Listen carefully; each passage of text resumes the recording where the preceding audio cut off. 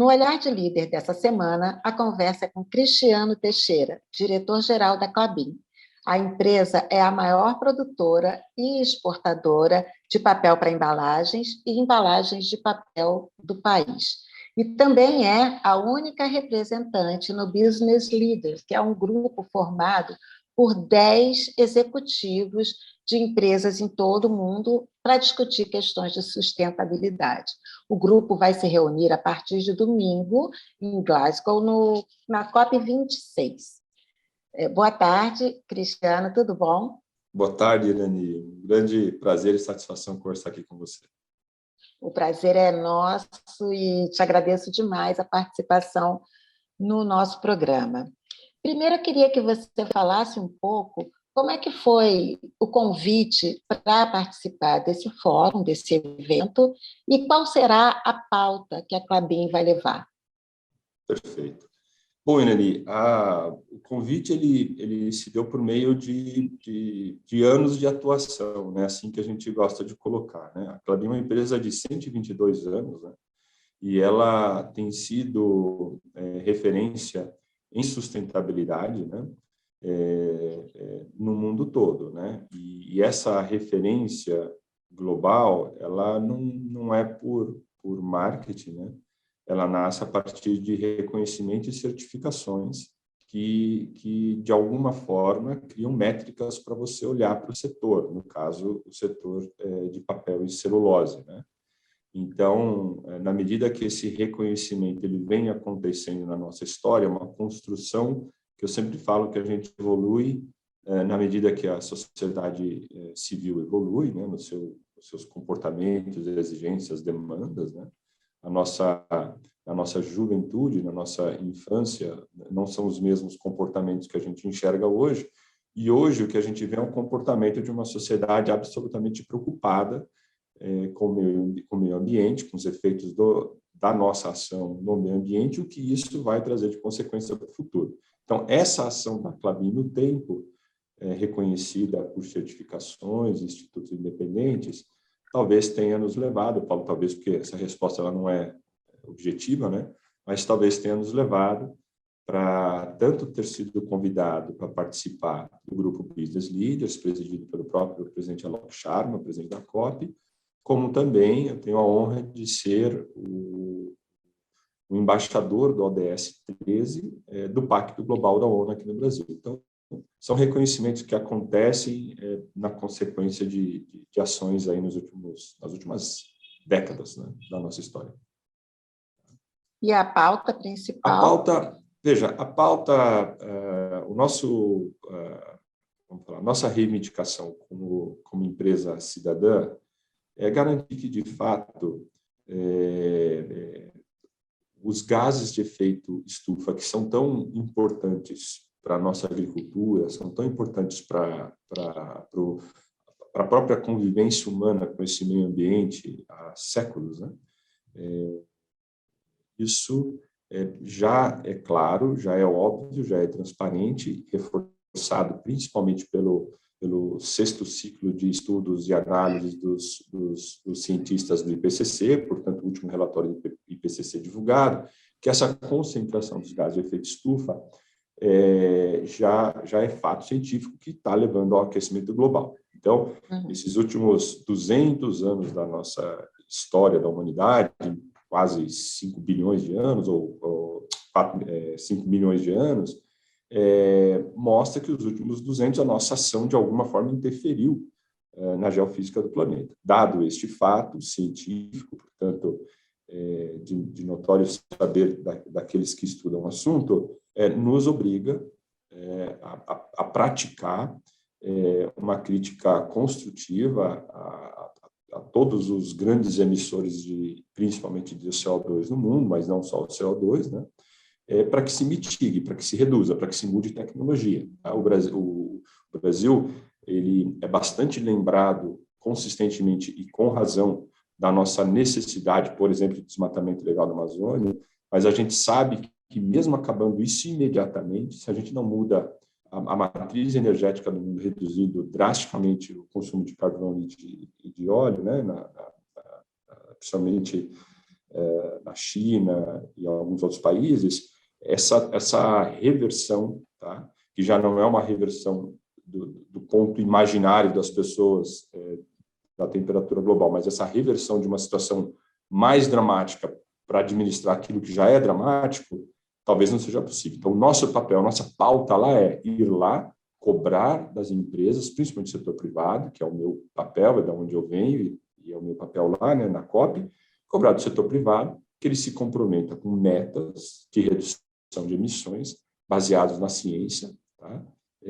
De forma que a gente possa medir, tá? De forma transparente, tá? A mitigação e adaptação do mundo a essa nova realidade. Porque tem muito, agora que se fala em descarbonização, agora não, já tem um tempo, mas está cada vez a cobrança em torno disso está cada vez maior por causa dos efeitos, mas o que a gente vê também nessa questão é muito marketing, né? Muitas metas que a gente fica sem saber como serão cumpridas, né? É isso que vocês estão cobrando, uma certificação, uma coisa concreta, para não só falar, mas comprovar como é que vai conseguir chegar a essas metas? Eu acho que é por aí, Irani. Eu só vou colocar, talvez de uma forma um pouco mais gentil, pegando a sua palavra, mas para dizer assim, o debate, seja ele, assim, para mim não existe debate ruim, né? O debate é bom sempre, né? Ou seja, falar sobre o assunto, né? Tira tabus, combate dogmas, né? Então, nada como uma boa conversa, uma boa provocação de qualquer assunto. Dito isso, falar cada vez mais do clima, tá? Mesmo que a gente, por exemplo, eu não sou um especialista em clima, né? Mas eu sou um executivo, estou à frente de uma grande companhia que assumi um papel dentro daquilo que eu acredito. A gente sempre se cerca de pessoas capacitadas para nos orientar. Eu acreditei na pauta e a defendo com toda a minha força. Então, falar sobre o assunto, qualquer pessoa, eu até vou dar um exemplo de uma situação que aconteceu com o professor Paulo Artacho, um grande cientista brasileiro, que inclusive participou do sexto ciclo de estudos de análise do IPCC. O Paulo Artacho fez uma live comigo e ele comentou assim, né? Olha, eu estar aqui e discutindo um assunto, ele é um cientista, né? Eu estar aqui discutindo um assunto desse abertamente, numa mídia social, com o CEO de uma companhia, mostra que eu cheguei lá. Isso, ele, cientista, dizendo isso. Então, para mim, o debate é positivo e a conversa tem que acontecer de qualquer forma. Estou dizendo isso para falar que o marketing faz parte da realidade de uma companhia, tá? Nós somos entes privados, desenhados para... O design de uma empresa sim, dar lucro e remunerar o seu acionista, e esse papel a gente tem que cumprir. E, por vezes, cumprindo esse papel, a gente quer chamar atenção para a reputação da companhia, para a imagem da companhia, daquilo que a gente pode oferecer como solução. E aí a gente entra num campo que é muito importante para a empresa, que é o marketing. Ponto. Parágrafo. Tá? Dito isso, que é positivo, né? Quando existe uma fronteira delicada mesmo, que é a falta de transparência no compromisso público, né? Você, por mais que saiba do objetivo de uma empresa e para que ela é desenhada, a gente sabe que atuar em 2021, frente a tudo que a gente tem passado nesse mundo geopolítico, etc., né? Para a gente também não entrar no mérito político aqui, mas com tudo que a gente está vivendo, cabe a gente ser... a palavra é horrível, eu não gosto de usar, mas eu vou usar por obrigação de contexto. A gente tem que ser honesto e transparente o meu avô diria que é obrigação, mas tá bom, a gente tem que repetir que isso é uma obrigação. Então, dito isso, sim, as empresas elas têm que procurar tomar o cuidado para que quem cuide das áreas de meio ambiente, sustentabilidade, assistência social, etc., numa companhia, sejam especialistas no assunto, gente comprometida com metas claras, apoiadas por institutos independentes. Então, teve meta, torne pública e use um agente independente para medir você, para te medir. Né? Por exemplo, a Klabin teve certificadas as metas, né, cientificamente. Sim. Pelo Science Based Targets Initiatives, é o instituto que nós usamos. Então, e a meta da Klabin é reduzir em 25%, não sei se eu estou errada, até Isso, 2025? Exato. Até 2025. Isso. Começando o ano base... 49% até 2035, isso mesmo. Isso, com o ano base em 2019. São Exato. coisas que a gente pode acompanhar, por exemplo, hoje, em 2021, 2 anos depois, que começaram a ser adotadas as medidas para essa redução até 2025, essa primeira etapa, quanto já foi cumprido? Veja, nós já reduzimos 64%, a partir do momento que começa a medir, tá?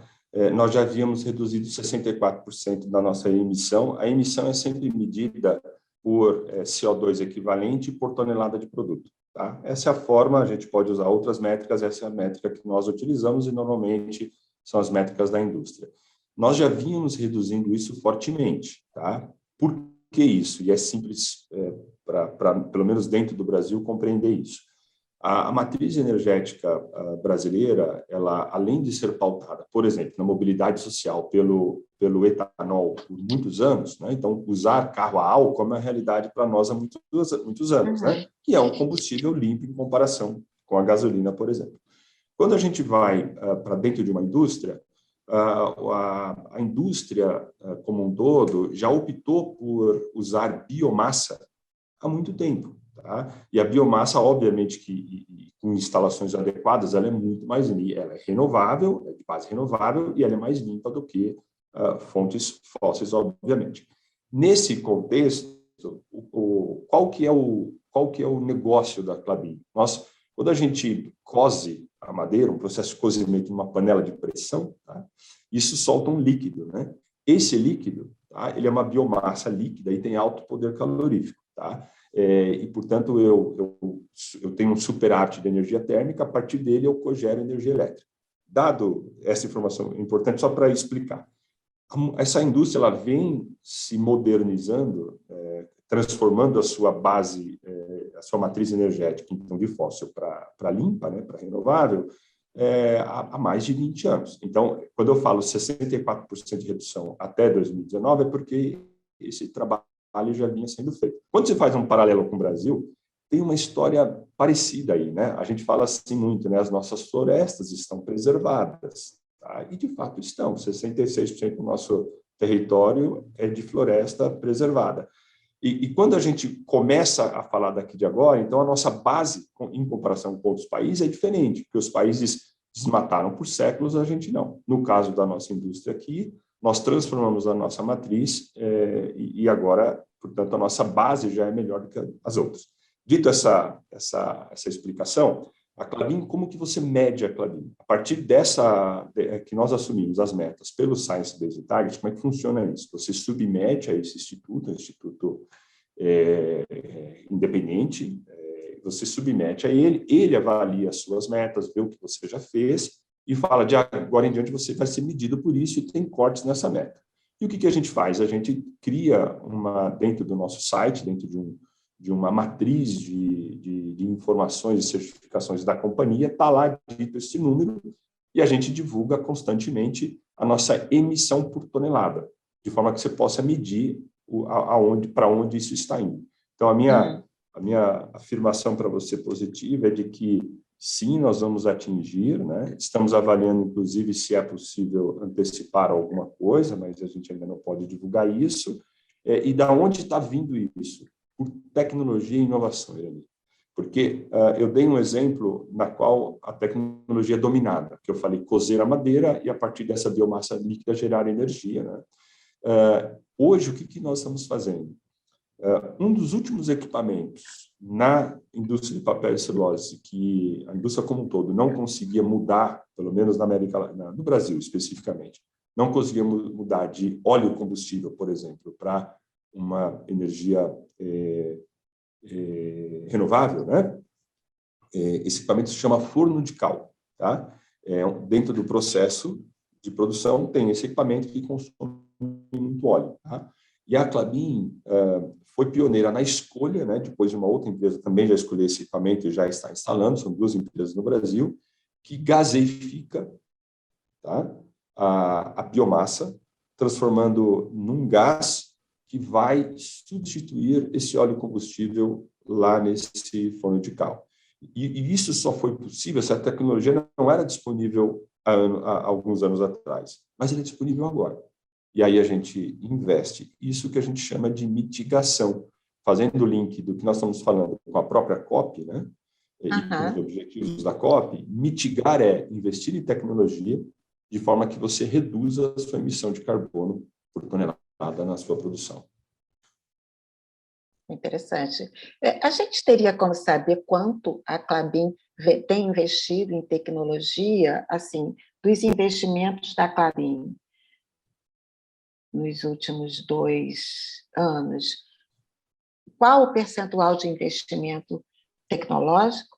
Claro, sim, mas eu só vou, se você me permite, eu só vou separar o seguinte.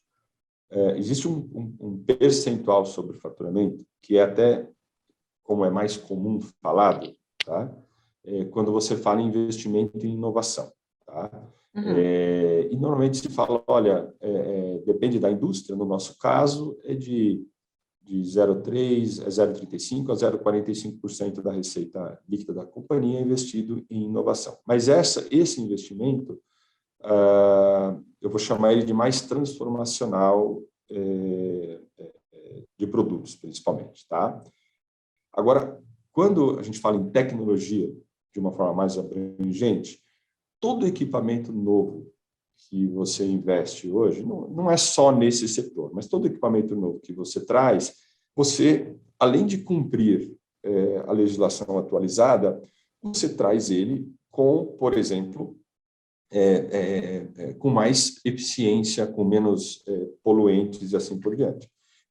Então, as últimas 2 rodadas de investimento da Klabin, os números são superlativos, tá? Esse que a gente está trazendo agora é o maior investimento da nossa história, chama Puma 2. Puma. Ele é feito, esse investimento está lá no município de Ortigueira, tá? Que fica na região dos Campos Gerais do Paraná. Esse investimento é de mais de 12 bilhões de reais. 12 bilhões de reais. Eu te garanto que todo esse investimento, tá? Vamos falar assim, para eu não cair aqui no marketing, né? Não vou falar todo, né? Porque assim, eu não vou chamar terraplanagem mas eu vou falar de assim, inovação. mas eu vou te falar que todo equipamento, né, ou processo que a gente colocou, ele é melhor do que o existente. Portanto, a gente evolui em tecnologia. Então, se eu falasse, você falou dos últimos anos, se eu falasse só do Puma 2 e do Puma 1, porque a gente manteve o nome Puma, mas são 2 fábricas dentro de uma, né? Se eu somo os 2, são mais de 20 bilhões de reais, tá? Vamos falar, em menos de 10 anos, de 2013 até agora, de investimentos em novas tecnologias ou tecnologias mais eficientes. E a Puma 2, que vocês já anunciaram, inclusive, que já está com toda a produção vendida, negociada? É quase isso, né? Na verdade, ainda bem que não é literalmente isso, mas eu vou explicar. Nesse Puma 2, então, eu sempre dou um pouco de contexto, se eu estiver sendo muito repetitivo, você me corta aqui, mas não, tranquilo. A primeira fase do Puma, a gente chama de Puma 1, é uma fábrica de celulose, portanto, tem 2, você produz a fibra e você você tem máquinas secadoras, que a gente chama, que produzem 2 tipos de fibras, a curta e a longa, eucalipto e pinos, de depois, se quiser, a gente entra um pouco nisso. E da fibra longa, que é de pinos, eu tiro 2 produtos. Um produto chamado fluff, que vai para a fralda, aquela que retém a urina na fralda, ou a celulose de fibra longa em fardos, que vai para N produtos de tixo ou papéis. Tá? E o outro é a fibra curta, basicamente, o grande mercado é de tixo. Tixo são papéis higiênicos ou de higiene e limpeza em geral. Isso é o Puma 1, vamos falar assim. O Puma 2 são mais 1 milhão de toneladas. Então, na primeira fase, 1.600.000, na verdade, 1,5 milhão. Essa capacidade subiu, está mais para 1.600.000. E essa segunda fase é mais 1 milhão de toneladas, só que aí é de papéis. Então, tem outro equipamento que cose a fibra, que gera energia, e que, ao invés de secar o papel, ao invés de secar a celulose, transforma a celulose em papel.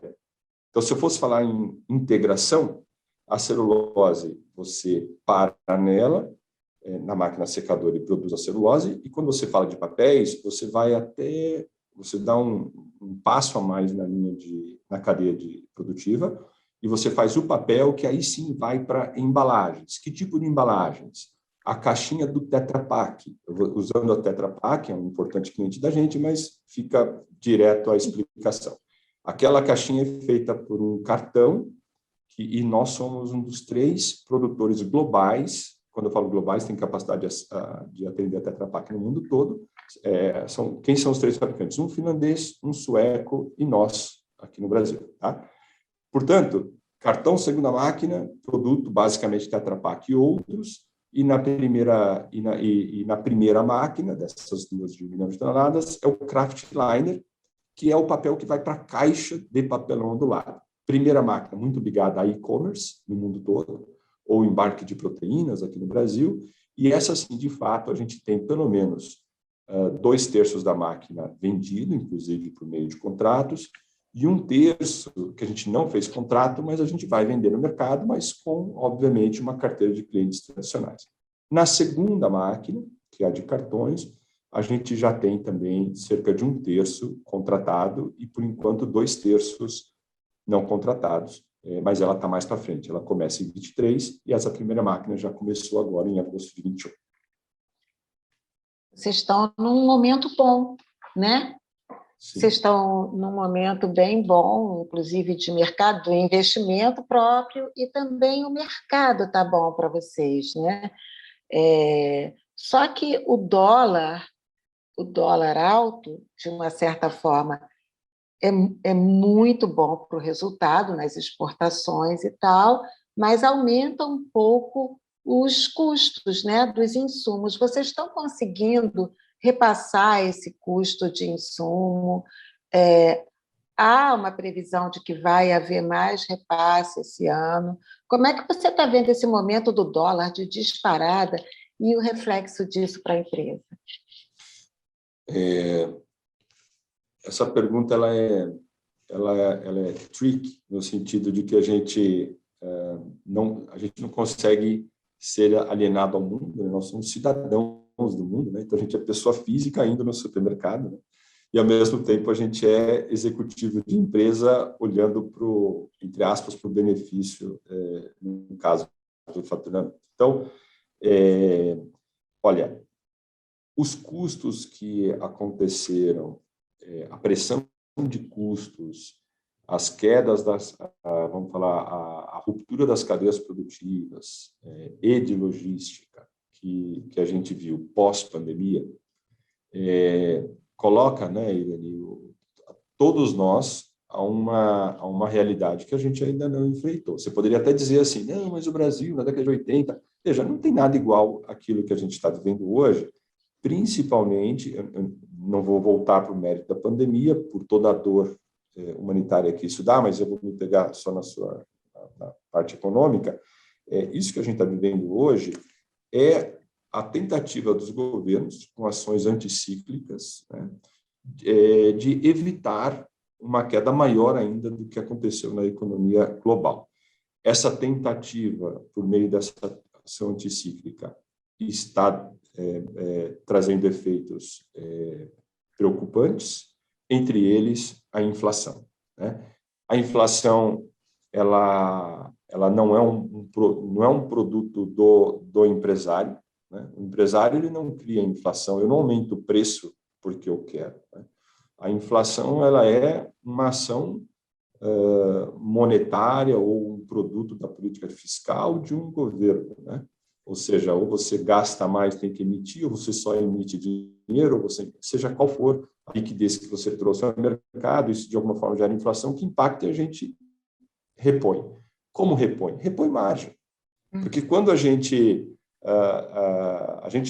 repôs margem nesse ano? Sim. Por quê? Porque é um compromisso, como eu falei no início da nossa conversa, de remunerar o acionista naquilo que foi prometido como retorno sobre capital investido. Ponto. Dito isso, se o mercado, obviamente, permite, a gente repõe ou recupera a margem. Quando o mercado não permite, tá? Veio o custo, eu repasso. Quando que isso não acontece? Quando eu tenho uma sobreoferta do meu produto, né? Se eu quero repassar custo, né? E os meus concorrentes estão oferecendo o dobro da quantidade, certamente eu não vou conseguir repassar. Hoje, vamos falar, o diagnóstico houve pressão de custo, houve queda ruptura na cadeia produtiva e logística, e a oferta de produtos era limitada, de várias indústrias no mundo, não só de embalagens, e a demanda estava aquecida exatamente pela liquidez que os governos propiciaram. A resultante disso foi demanda forte, oferta restrita e custos altos. Então, houve repasse, sem dúvida alguma. Vai continuar assim? Eu não sei te responder. Acho que a gente poderia ouvir pessoas muito mais preparadas do que eu. O que eu posso dizer é que, se não houver algum equilíbrio, tá, na oferta, portanto, investimento é uma derivada de confiança, né? Então, portanto, se a política não estabilizar, se as indústrias não investirem e trouxerem mais e oferecerem mais produtos, teremos um problema na oferta. Do lado da demanda, políticas macroeconômicas vão dizer sobre a recuperação de renda de trabalhadores, o próprio trabalho, etc. Enfim, é muita dúvida que eu só trouxe para você, mas eu não tenho as respostas, né?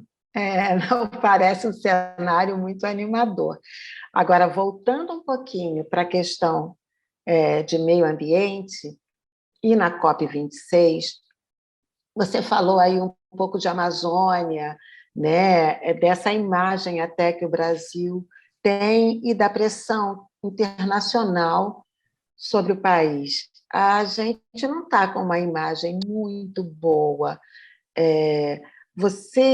Qual é a sua expectativa nesse tipo de cobrança internacional que você já deve estar até meio acostumado com isso? Enfim, o Brasil não está fazendo atualmente uma lição de casa que dê para chegar e vender bem o Brasil. Como empresário, como é que você vai equacionar isso? O que você vai levar para seus pares nesse encontro? Irani, eu creio que o Estado brasileiro, no sentido amplo do conceito de Estado, né? Portanto, o Itamaraty, obviamente o próprio governo, ou dos governos, né? Porque o Estado brasileiro ele é um produto de séculos, né? Especificamente sobre o assunto do clima, o Estado brasileiro se comporta adequadamente há pelo menos 40 ou 50 anos sobre o assunto. Poderia até ser mais enfático desde do final dos anos 80, início dos anos 90, a própria Eco 92 foi um período muito importante para o Brasil. Então, o Estado brasileiro tem comportamento adequado e é protagonista nessa história do clima e da própria biodiversidade, né? Na história recente do planeta. Então, eu sou muito confiante, muito respeitoso respeitoso a todo o depositório de dados de negociações que estão lá no Itamaraty e a postura do Estado brasileiro. Ponto. Nos últimos, numa história mais recente, por alguma circunstância que eu não sei interpretar, a nossa postura não foi boa. Não foi boa. E eu realmente não sei interpretar, porque eu não sei o que a gente ganha com essa postura. Realmente não sei. Se eu olho assim, eu sempre acho, eu sou muito humilde no sentido de falar assim, não, aquela pessoa, ela sabe alguma coisa que eu não sei. Então, eu sempre fico imaginando que tinha uma estratégia por trás. E o que a gente acha é que hoje, né, de passado, esse tempo todo, que só trouxe essa postura mais combativa nossa, só trouxe prejuízo para uma imagem que vinha sendo consolidada, que não está perdida, né? Não está perdida, mas que vinha sendo consolidada há décadas por muita gente brilhante que passou pelos assuntos, por exemplo, meio ambiente, negociação de clima, etc. Eu agora, mais recentemente, portanto, nós temos um novo chanceler, o chanceler brasileiro Carlos França, nós temos um novo ministro do Meio Ambiente, nós temos os negociadores do próprio Itamaraty, como Leonardo Ataíde, enfim, tem muita gente competente e que sabe desse protagonismo histórico do Estado brasileiro, etc. Portanto, cabe a mim ser otimista e confiante de que a gente vai lá defender, sim, os interesses da nação brasileira, mas levando em consideração a responsabilidade que todos nós temos com essa atmosfera que é única, né? Todos nós vivemos na mesma atmosfera, né? No Sri Lanka, nos Estados Unidos ou aqui, os gases de efeito estufa vão provocar mudanças na nossa realidade. Então, torço e espero que a imagem do Brasil seja compatível com a nossa história na negociação do clima na COP26. Mas a gente retrocedeu, então, pelo que a gente está conversando aqui. O principal retrocesso, na minha opinião, eu falei só do discurso, mas, para mim, o principal retrocesso, sem dúvida alguma, além do discurso, foi o desmatamento da Amazônia. Assim, nós, na década de 90, inclusive, isso tem aí registros, a gente já foi reconhecido, eu não me lembro exatamente se foi pelo FMI, mas depois é possível checar isso, como um exemplo de desmatamento, de fim ao combate ao desmatamento no mundo. Então, o Brasil já fez, e também depois do período, até 2012, a gente sabe fazer, a gente sabe combater. O combate ao desmatamento é uma inteligência absolutamente nas nossas mãos. Nós sabemos que ela acontece, primeiro, por busca de áreas, de latifúndios, depois se entra com gado, depois do gado vem a agricultura, tem toda uma estrutura do desmatamento por trás, para não falar do uso do solo de forma ilegal, né? além das árvores, uso do solo para a busca de minerais, etc. Então, a gente sabe o que tem que ser feito, precisa de vontade política, tá? E organização, obviamente, que eu garanto que o Brasil, se quiser, tem, para zerar o desmatamento imediatamente. Assim, não tem uma derivada disso, é imediatamente. Quando? Imediatamente. Ou seja, você pode até pensar no gerúndio, no tempo de implementar as bases e ser ostensivo e colocar a inteligência para zerar. Mas nós sabemos, é só querer e fazer. Então, o que nós não fizemos, além do discurso que não foi adequado, o que nós fizemos nos últimos anos que não foi bom? A gente virou as costas para um tema de suma importância para o nosso país. Então, é essa atitude que você imagina que o Brasil deveria adotar na COP26? Ele tem que adotar. Para mim, não existe plano B. Se ele não adotar essa postura, e eu acredito que vai, eu dei alguns nomes aqui dos negociadores atuais, das autoridades atuais, e eu tenho confiança de que essas autoridades, da forma que eu venho olhando o que eles falam e o comportamento, eu estou confiante que eles vão levar essa postura para a COP. tanto o ministro do Meio Ambiente quanto o chanceler brasileiro e negociadores, na minha opinião, levarão essa postura. Se não for dessa forma, ficaremos todos decepcionados. Mais do que isso, né? Ficaremos todos prejudicados. Me diz uma coisa, agora que a gente já está caminhando mais para o fim.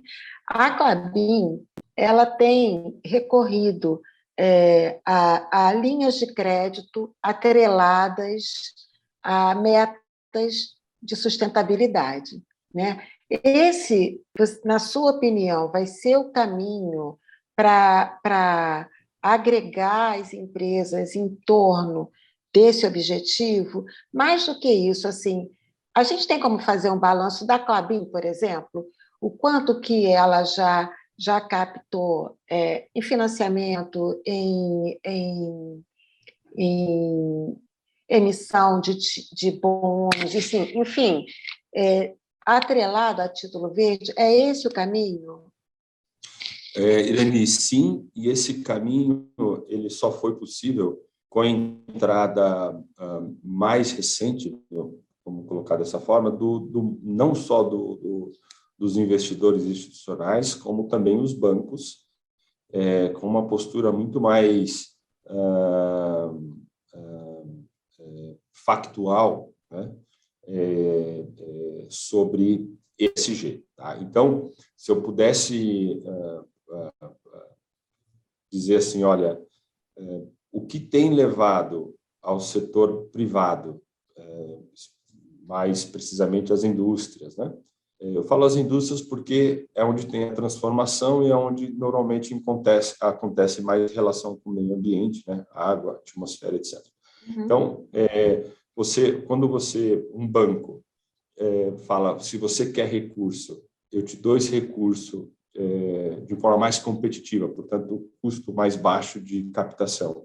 Se você fizer algo para o planeta, né, colocando dessa forma assim mais genérica, obviamente isso terá efeitos, porque eu vou captar recursos mais baratos que meu concorrente vai correr atrás e vai colocar metas e prometer para os bancos, etc.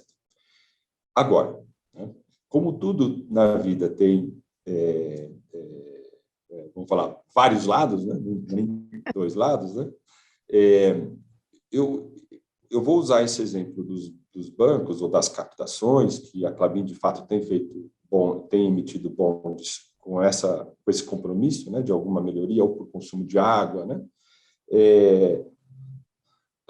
Não dá para a gente acreditar na boa intenção de todo mundo o tempo inteiro, né?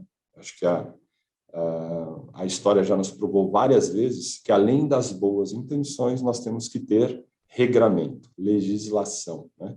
Então, hoje a indústria, então, no ano 2021, em comparação com a indústria dos anos 70, ela é muito melhor, por exemplo, em emissão de poluentes. Por quê? Porque ela teve uma boa ação?